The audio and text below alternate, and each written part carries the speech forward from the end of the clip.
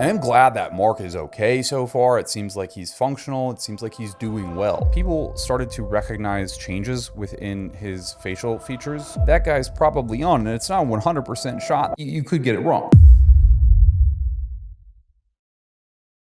An OG fitness Instagrammer just recently ended up in the hospital for almost an entire week. There was something extremely clearly wrong with his heart. And the condition he was diagnosed with is one that you can't come back from. And the really diabolical part is the thing that likely put him there is something that tens of thousands of guys, maybe even watching this right now, are doing. Now, Mark started out his early career debating things like mechanics of training online. And he was quite popular for his specific training programs that were supposedly unique in nature. He also spent a lot of his past using steroids, and he attempted to be a professional bodybuilder. This is something that's actually really important for the plot here. Admittedly, he said that it was something that he did incorrectly, and he abused them at a young age, and it's actually why he doesn't have hair now. He says that now, reportedly, the only thing that he takes is testosterone at the same dose, and he's been doing that for years. However, he didn't clarify the dose, and I would assume that that may mean it could be higher than just a standard TRT dose. And this is not uncommon. You oftentimes will see a lot of TRT clinics, for instance, prescribing much higher than TRT doses. You know, they can exceed 300 milligrams legally sometimes per week. Well, recently, Mark had an incident which led him to be in the hospital for, again, nearly a week regarding his heart. And it's interesting because Mark has a lot of controversy around him, and I don't necessarily want to cover that because a lot of it is just like the snark talk from Reddit, which I think has value sometimes, but other times I feel like it just gets way too deranged and off the cuff. What I do want to talk about, though, is specifically what happens to the heart, and specifically how anabolic steroids play a role and how they may have probably led to this situation here years later after ceasing their abundant usage. Evidently, people also made this claim that Mark was basically using steroids, and he did openly talk about this, so it's not any kind of secret, but he just didn't give exact details on dosages or compounds used. And while this information would be extremely useful to talk about this stuff, we don't have it. So we're going to have to be a little bit creative and expand on some of the thoughts here. I think we can work with the simple fact that we know he was taking gear at a very young age. And again, if you're new here, when I say gear, steroids, AAS, anabolic, compounds, these are all steroids. It's just the different names for them. And I know it gets a little bit confusing. I wanted to take a moment out of today's video and talk about one of our sponsors. Me. I talk about performance and safety a lot on this channel, obviously. And if your hormones are in the shitter or your health is deteriorated, there is no concept you're aware of that is related to performance. That's why I made our clinic On Wellness. This is a hormone clinic that I own and run. And I built it because I was tired of seeing, well, all of the things that we talk about on this channel. Steroid abuse, people ordering random things from China. We covered a video where we talked about the contamination of oils ordered from China, or teenagers running protocols that they just have no idea what they're doing to themselves. At On Wellness, we focus on optimizing hormones and peptides to get you the best possible results. These are US made products prescribed to you by medical professionals. We order you labs, we walk through the results with you one-on-one, and develop protocols that are shipped directly to your door. There's no illegal nonsense, there's no one-size-fits-all TRT protocol, it's no BS. And we also work with men and women who have a past of abusing steroids. If you've blasted and ruined your own natural production or just your health systemically, we aim to fix the problem. I'm personally obsessed about health markers and being safe clinically. I mean, I pull my labs religiously, even though I'm not on anything anymore, because I think it really does matter. So the labs that we're getting and the health analysis that we do is beyond what any clinic out there is doing right now. If you're looking for a non-judgmental, real service that's also affordable, On Wellness may be a good fit for you. You can hit the link down below to work with us at On Wellness. You'll get real labs, real clinician insight, a real custom-made protocol for you, and medication shipped directly to your door. Now back to today's video. So of course, just to preface this, because people get mad apparently when I assume things because they're not public information, we don't know what he took for sure. This is an extrapolation based off of my best guess and opinions that I'm going to kind of stick with here. And being completely honest, he still has what I would clarify as a steroidal-based physique, in my personal opinion. And as somebody who was on a lot of steroids, steroids and eventually came off and got on real TRT, I don't look like this. Even though I'm really lean, and Greg Doucette likes to say that I have a sub 10% body fat, which is pretty sick, I'll take it. He does have a great looking physique. He's single digit body fat. I don't have that same degree of vascularity nor fullness at any degree, to be honest with you. But beyond myself, I think when people have taken steroids and they look at other people who are probably taking steroids, it's easy to identify who is on. Like, it becomes this sort of innate instinct that you have that you're like, that guy's probably on, and it's not a 100% shot. You could get it wrong. But for the most part, you can identify the small artifacts of steroid usage. But anyways, he made a video in response to a lot of the negative comments and reactions to his situation. The vultures are circling after seeing my post about my heart and the fact that, I could have died, and people seem to enjoy it, mate. I've been diagnosed with a disease of the heart called cardiomyopathy. Right now, my heart has an impaired ability to pump blood effectively around the body, and the more specific term is hypertrophic cardiomyopathy. So I've had a thickening of the wall around my heart. I also have currently this thing called tachycardia, where my heart rate is extremely elevated constantly. And it's a real struggle to get down. And yes, that's also very dangerous. But we have good news. So basically, weirdly, my heart is perfect in some ways. So where people have heart attacks, they have blockages. I literally have a perfect heart. I just have a condition where I've had that thickening of the heart. What's the cause? Number one, genetics. Number two, potentially steroid use, since the heart has gotten bigger. The last few months in my fat loss phase, I've just struggled terribly with sleep. I was sleeping sometimes like 3 hours a night. In summary, shit happens, actions have consequences from things I did when I was young. Am I healthy at the moment? No, I'm struggling. I don't feel great.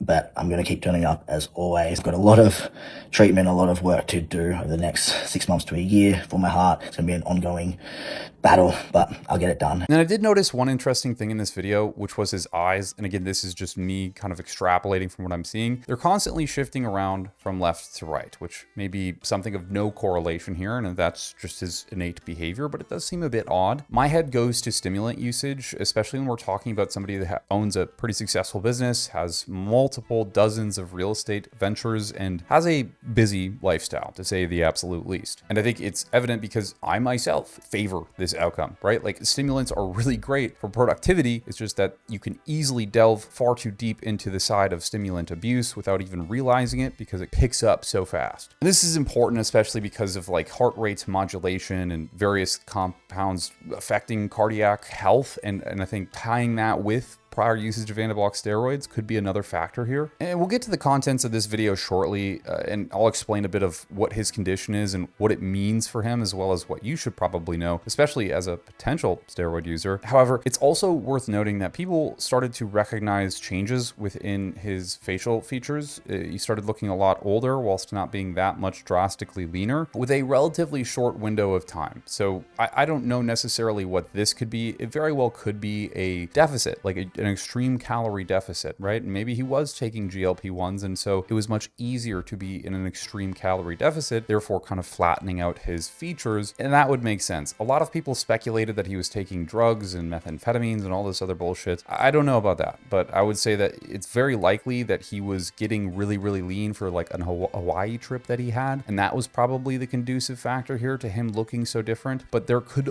be other things going on, of course. I don't know. Now, the disease he's mentioned several times that relates to his heart is called cardiomyopathy. And this is a nasty son of a bitch. I'll be honest. The prognosis after the fact is not great, and it usually means permanent dysfunction in just day-to-day life. Simple things become much more difficult for you to do. And specifically what we're talking about here is very likely hypertrophic cardiomyopathy. The other variation, which you actually tend to see obese individuals present with, is dilated cardiomyopathy. This is more common within sort of metabolic dysfunction, whereas hypertrophic cardiomyopathy is more common within like really athletic individuals and probably somebody who is abusing a little bit of the Sizul. And essentially it's when the heart wall gets thicker. Think of it like the walls of the left ventricle become sort of overgrown and stiff, which makes it harder for the chamber to fill with blood and relax properly. Whereas dilated cardiomyopathy is the exact opposite. The ventricles actually expand and thin out too much, so they can't contract effectively anymore.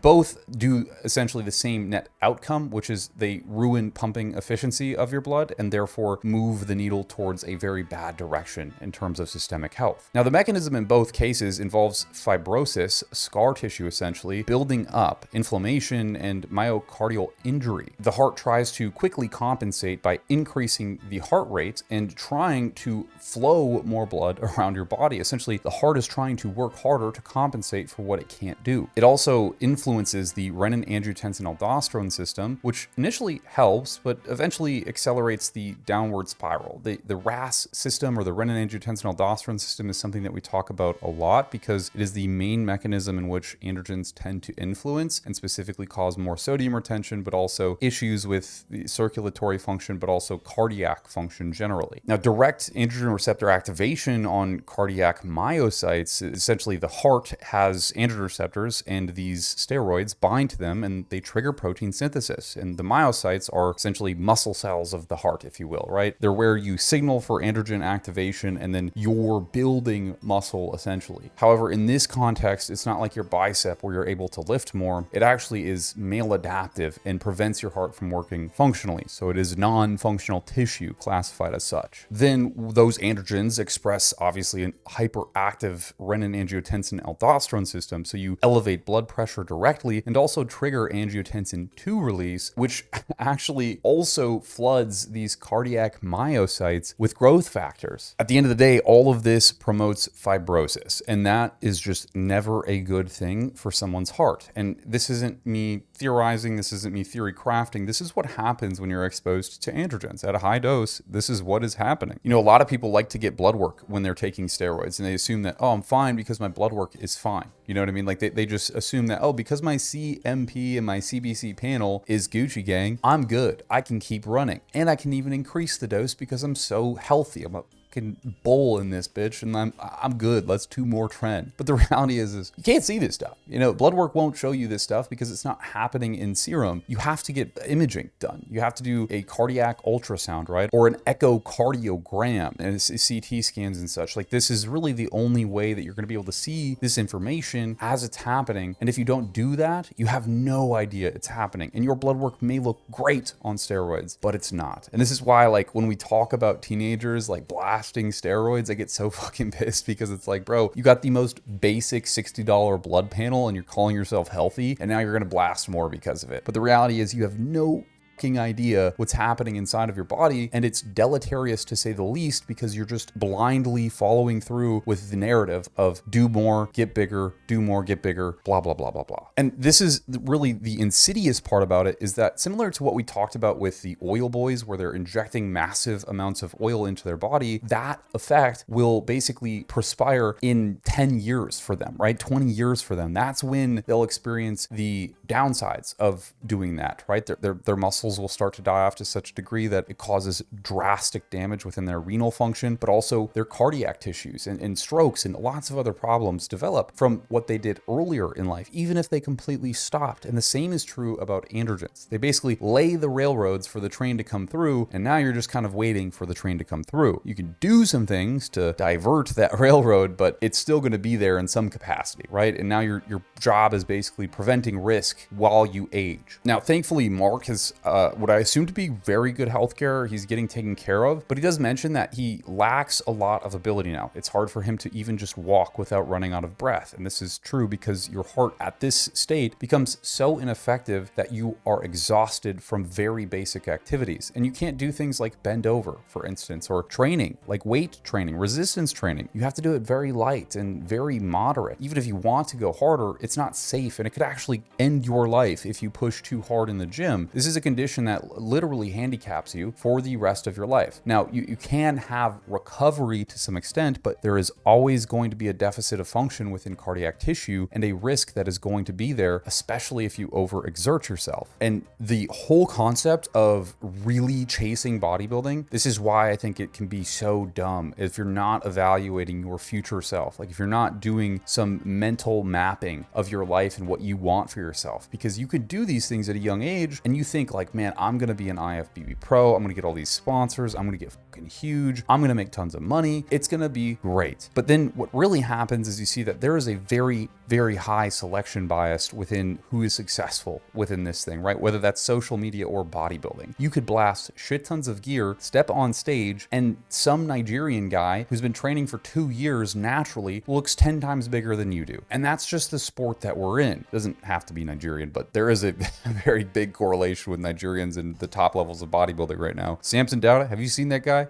Like, holy shit. Motherfucker has to walk around on a walker in the store because he's over 300 pounds and lean. Doesn't make any sense. Does not make sense. Physiologically speaking, that shit's insane. And the reality is somebody could blast steroids off their ass and never get those kind of results ever. So they do it to no fulfillment. Of course, there's self-fulfillment in it, but again, you have to weigh the cost of doing this stuff with that self-fulfillment. Is it really worth you feeling good about yourself? And are you doing it for yourself, or are you doing it for the validation of others? Because oftentimes it is the latter, my friends. Now, I'm glad that Mark is okay so far. It seems like he's functional. It seems like he's doing well, but it's sort of puts this ink stain on him for the rest of his life, where he has to be kind of mentally keeping a note of how much he's working himself. And he has to be careful as to not trigger almost mortal risks from accumulating from just day-to-day tasks. And that sucks. That really sucks. The thing that compounds this is stimulant usage, especially when you have cardiomyopathy. You really cannot elevate your heart rate. He already said that he's expressing tachycardia, so an elevated heart rate, drastically so. So his stimulant usage, even just a coffee, like it has to be so well monitored, and it's very likely that even if he was running stimulants to be productive, which I think there's value in at times in cycles of a year, especially depending on sort of what season you're in business, it's now a thing where it's like, it can't happen, right? It can't happen. And the excitatory response of those stimulants with androgens will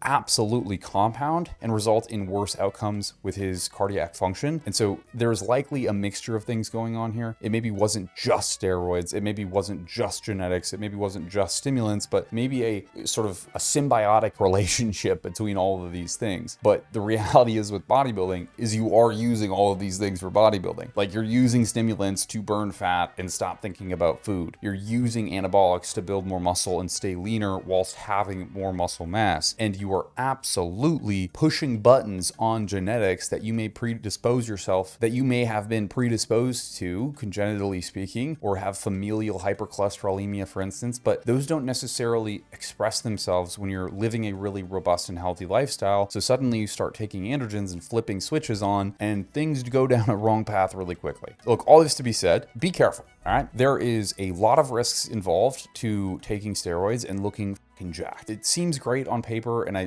get it. Like 17, 18, 16-year-olds, they see this stuff and they're like, man, shiny object, I gotta do it. I wanna get big. I gotta get famous on Instagram. You do what you want with your body blood, like that's all you, man. Like, okay, go ahead. But understand that the implications of that 10, 20, 30 years later are going to be devastating if you're not actually monitoring your health and taking immediate action on things that need to be corrected for. So, yeah, that's that. That's that, folks. I hope you enjoyed the video. If you did, consider liking, commenting, and subscribing. It helps the channel out immensely. Genuinely, it does so much for me. And honestly, I appreciate you all being here. I genuinely, like, I say this in as many videos as I can remember to say it, but like, seriously, the people who watch these videos, and especially watch them all the way through, it does something for me that I can't even describe. Like, I have a team on YouTube now, and like, it is, I don't know, it's so cool. Like, it's weird and parasocial in a way, but it's also like one of the coolest things about being in the big 26 is I can just make videos and talk about things that I really enjoy talking about, and you guys can sometimes share those experiences with me. So I appreciate you for being here, genuinely. I hope you have a beautiful week.